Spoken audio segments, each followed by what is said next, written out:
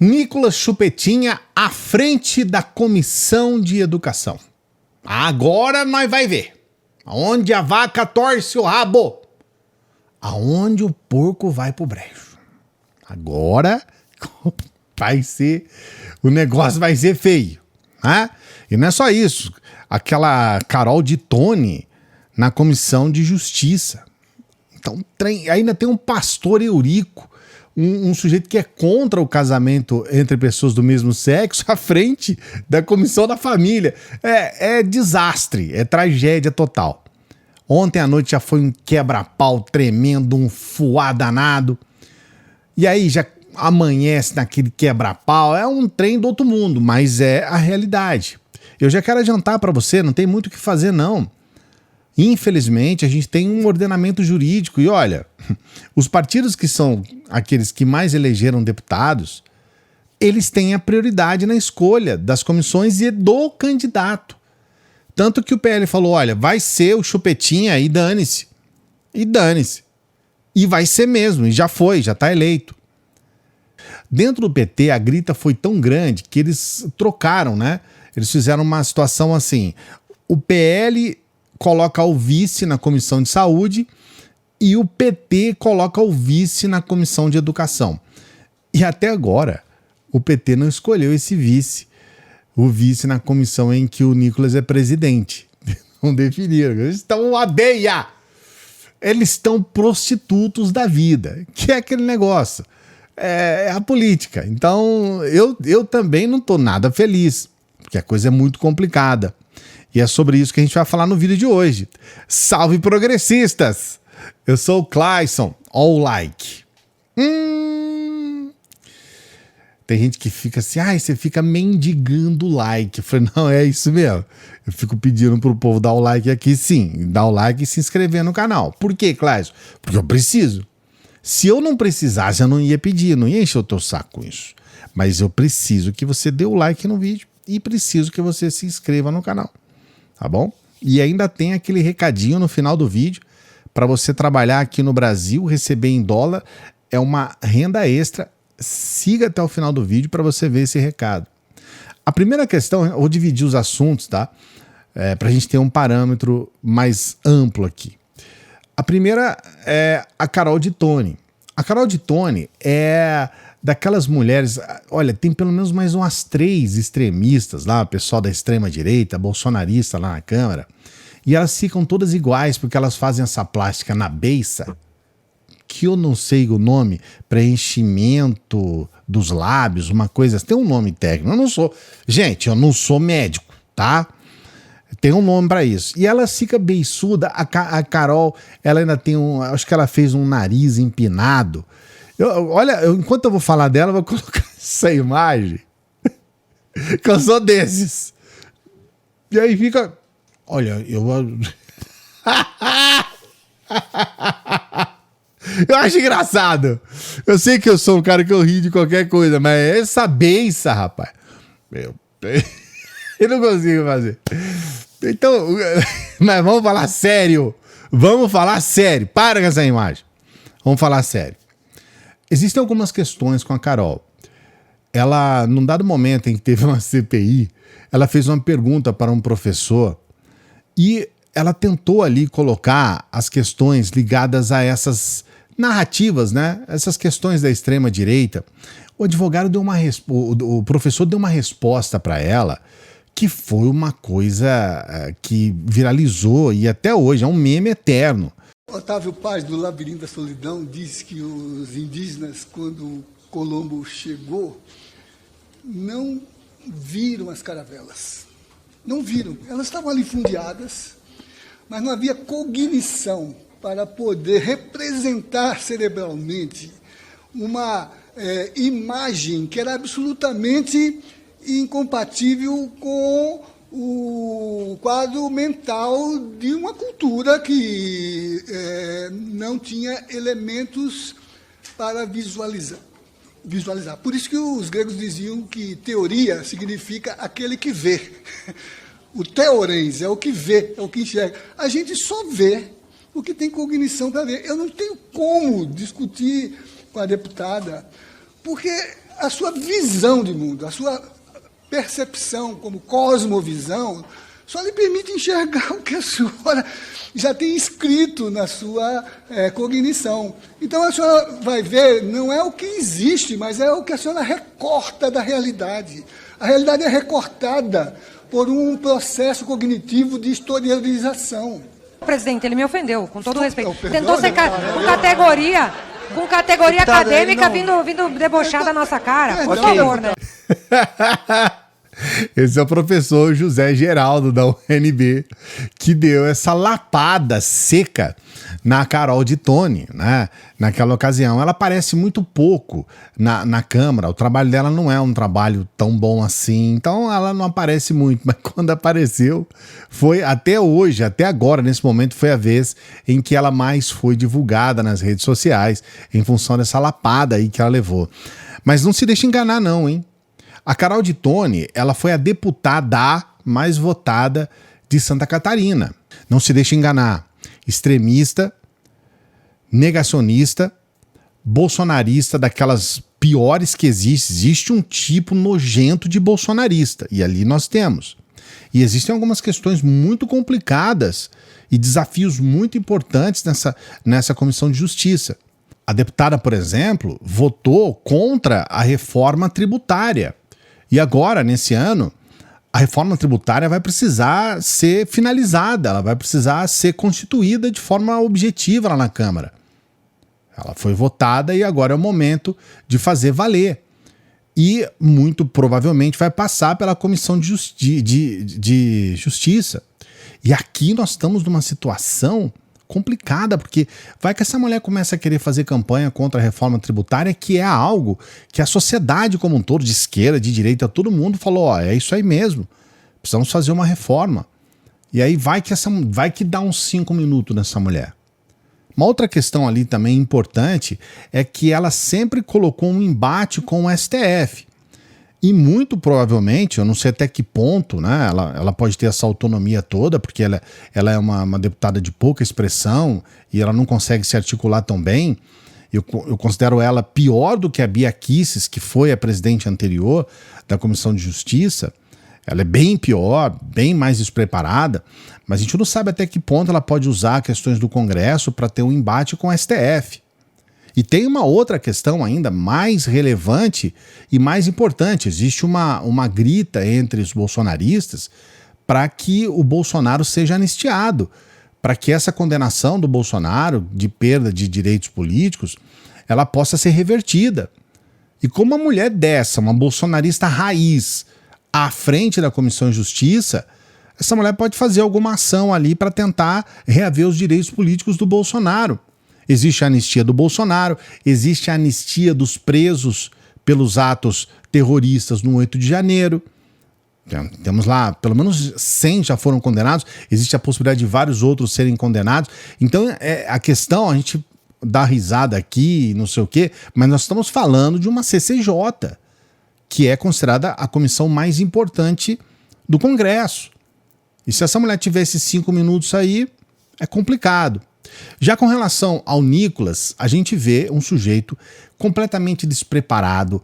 É a última pessoa do mundo que deveria estar à frente de uma comissão de educação. É um cara que ele não consegue se expressar. Ainda, num dos momentos que foi mais viralizado do Nicolas, e ele viralizou muita coisa, é quando ele, naquela mesma comissão, né, naquela mesma CPI, ele vai fazer uma pergunta para um general e ele começa a falar às meio-dia. Sujeito que não sabe falar, que não sabe se expressar, é um jumento. E essa gravação, né, ela entrou para a história, olha só. No dia 7 de janeiro, às meio-dia, a ABIN também envia um outro informe. Dá para o senhor repetir, deputado? Repito a minha pergunta. Sabendo desse informe do dia 7 de janeiro, às meio-dia, qual a medida que o senhor tomou, senhor general? Dá para o senhor repetir, deputado? Claro, repito. No dia 7 de janeiro, às meio-dia, a ABIN enviou um informe dizendo que, abre aspas, mantém-se convocações para ações violentas. Ô, deputado, isso já foi respondido.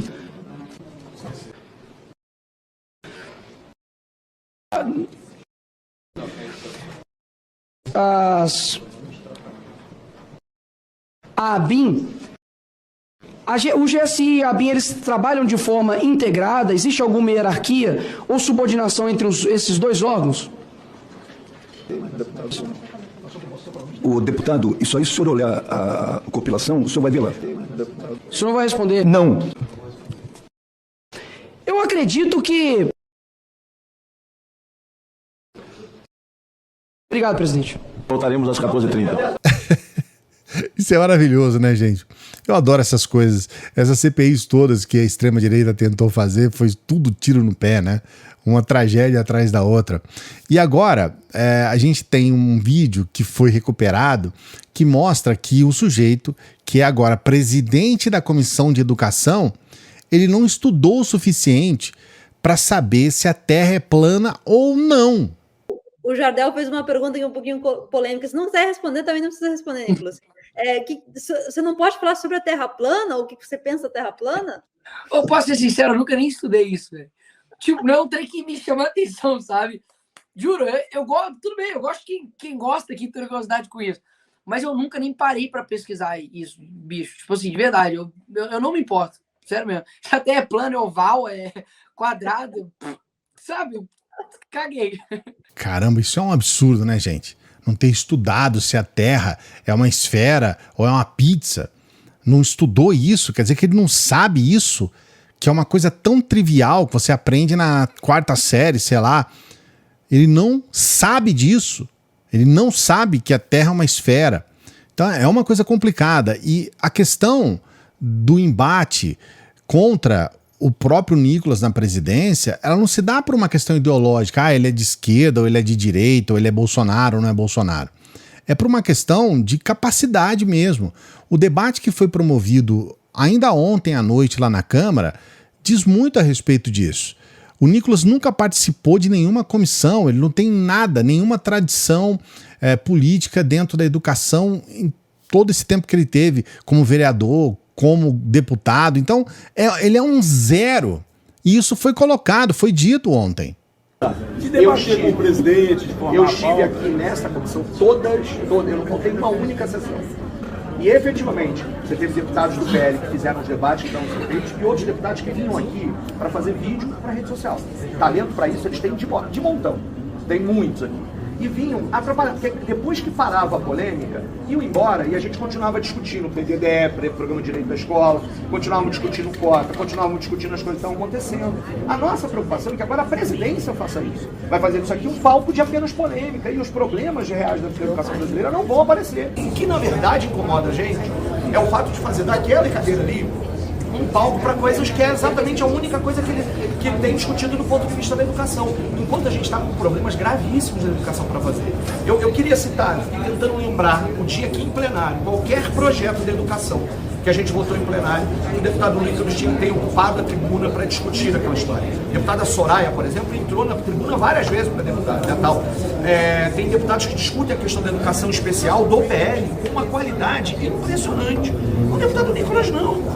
Recentemente, teve uma reportagem do Intercept que mostra que o Nicolas ele utiliza como cenário e utiliza como base para fazer vídeos que são vendidos, né? Ele vende isso para os seus inscritos dentro do Congresso. Então ele utiliza o Congresso para ganhar dinheiro. Ele utiliza a função dele como deputado, como político, para ganhar dinheiro. E isso, até hoje, assim, moralmente falando, a gente já sabe que é criminoso, mas não existe uma lei contra isso. Agora você imagina esse sujeito à frente dessa comissão, a palhaçada que não vai ser, sabe? E nesse ponto, tá muito certo, vai usar aquilo lá como palco, vai usar aquilo lá como, na verdade, como um cenário para ele poder fazer vídeo para a internet, o que vai ser uma tragédia. Por um lado pode expor a limitação dele, que é gigantesca, fora desse ambiente de internet. Ele é um lixo, ele é uma pessoa que não consegue articular nada. Por um lado ele vai mostrar que é um nada, mas por outro lado a educação perde com isso, especialmente no momento em que nós temos lá o ministro Camilo, que tem uma série de questões para implementar no país, para tentar dar um refrigério para a nossa educação depois da tragédia que foi esses 4 anos do Bolsonaro. Ele fez um discurso, tá? E logo de cara no discurso dele já falou sobre homeschooling, por exemplo. Nós temos aí a votação do Plano Nacional de Educação, debateremos também outros temas importantes para a educação do nosso país, como, por exemplo, o homeschooling, a questão da violência dentro das salas de aula, enfim, diversos temas que preocupam não somente nós como parlamentares, mas também aos pais e principalmente também os alunos. É bom deixar claro que o homeschooling é uma proposta elitista, é uma proposta que não atende a população mais pobre, principalmente. Eles odeiam professores, então a ideia é eliminar os professores da vida dos seus filhos, né? Porque eles odeiam a escola, odeiam os professores, odeiam a educação, e aí querem criar uma educação particular. A gente sabe que tem um lobby enorme de empresas que vendem apostilas para que os pais possam ensinar os seus filhos em casa. Isso é um problema gravíssimo, e principalmente nessa socialização dos alunos, no fato deles terem contato ou não. Então esses filhos vão ser criados em casa em uma situação quase assemelhada a um cativeiro ideológico, não vão ter acesso à diversidade da vida, e ele já coloca logo no discurso dele de abertura uma luta por esse tipo de pauta.